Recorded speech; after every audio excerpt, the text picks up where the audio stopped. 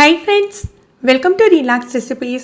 வெறும் 3 பொருள் போதுங்க. இந்த கம்மக்கிற பாய் வீட்டு பிரியாணி மசாலா ரெடி பண்ணிடலாம். நல்ல பிரியாணியோட அம்சம் அல்லது ஒரு ஸ்பெஷல் அப்படிங்கிறதே அதோட மனம் தான். நல்ல மனமாக இருந்தாலே பிரியாணி சூப்பராக இருக்குது அப்படின்னு தான் அர்த்தம். அதுக்கு கடையில் கிடைக்கிற மசாலா பார்த்தீங்கன்னா உங்களுக்கு நிறைய பொருள் போட்டு பண்ணுவாங்க.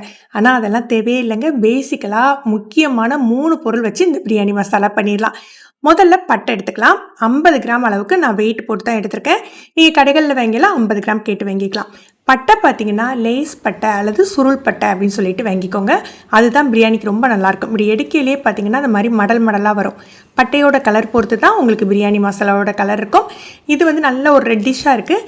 கொஞ்சம் டல்லான கலராக இருந்தாலுமே ஒன்றும் இல்லைங்க, பிரியாணி மசாலா நல்ல வாசமாக தான் இருக்கும்.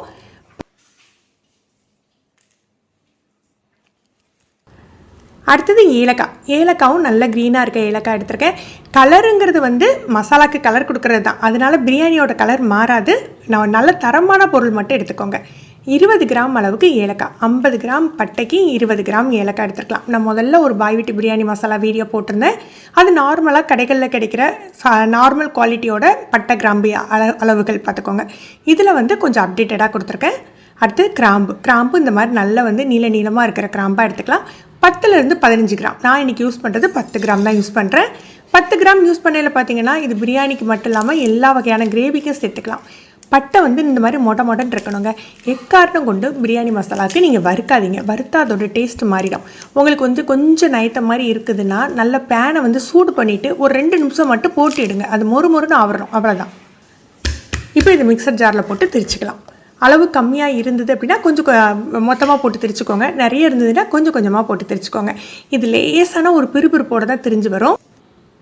நல்ல மனமாக இருக்குங்க. இதை ஃப்ரிட்ஜிலலாம் ஸ்டோர் பண்ணி வைக்க வேண்டாம். நீங்கள் வெளியிலேயே ஒரு 6 மாதம் வரைக்கும் வச்சுக்கலாங்க. நல்ல வாசமாக இருக்கும். அதுக்கப்புறமும் கெட்டெல்லாம் போகாது. உங்களுக்கு மனம் குறைய ஆரம்பிச்சிடும். இப்போ நான்வெஜ் பிரியாணியாக இருந்தால் அது சிக்கனாக இருந்தாலும் சரி, மட்டன் பிரியாணியாக இருந்தாலும் சரி, 1 கிலோ நீங்கள் பண்ணுறீங்க அப்படின்னா 1 டேபிள் ஸ்பூன் மசாலா, 3 டீஸ்பூன் அளவுக்கு நம்ம இந்த பட்டை கிராம்பு ஏலக்காய் தூள் யூஸ் பண்ணால் போதும். வெஜ் பிரியாணியாக இருந்ததுன்னா 1 கிலோ அளவுக்கு பிரியாணிக்கு 1 டீஸ்பூன் மட்டுமே மசாலா போதும். அது போக நம்ம என்ன நான்வெஜ் கிரேவி பண்ணுறதா இருந்தாலும் இது நம்ம சேர்த்துக்கலாம். நல்ல மனம் கொடுக்கும். நீங்களும் ட்ரை பண்ணி பாருங்கள். இந்த வீடியோ உங்களுக்கு யூஸ்ஃபுல்லாக தோணுச்சுன்னா மறக்காமல் லைக் பண்ணி ஷேர் பண்ணுங்கள். தேங்க்யூ.